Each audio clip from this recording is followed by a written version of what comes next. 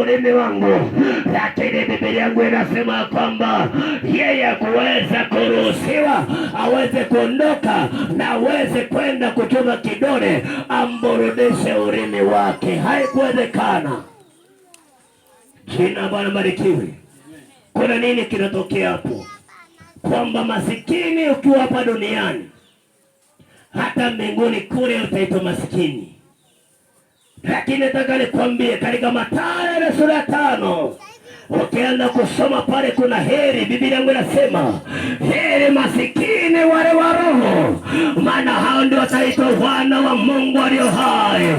Biblia yangu inasema aliitwa masikini hapa duniani, lakini mbinguni akaitwa ni mwana wa Mungu alio hai. Nataka nikwambie asubuhi ya leo, itwa leo masikini hapa duniani, lakini mbinguni ukaitwa ni mwana wa Mungu alio hai.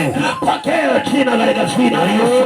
Pokea kuitwa mwana wa Mungu katika jina la Yesu. Pokea kuvuka katika jina la Yesu.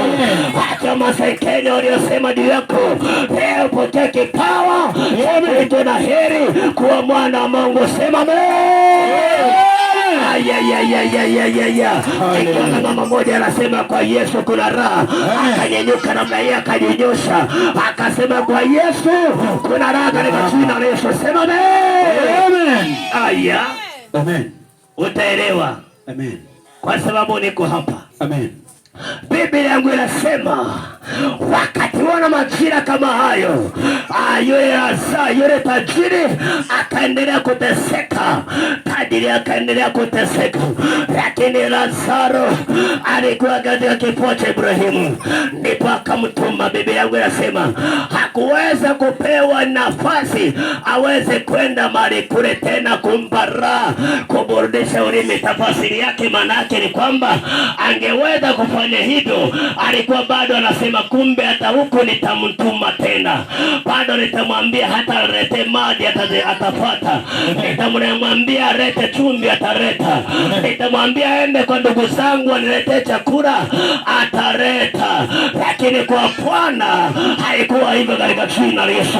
Nami nataka nikwambie kuanzia leo, Mungu atakupokea katika jina la Yesu.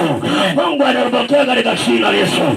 Imeandikwa katika kitabu cha Isaya, Bwana atakutokea na atakufuta machozi, kile kilio chako ulichokuletea Bwana atakufuta machozi katika jina la Yesu. Amina. Hebu sema amena. Amen.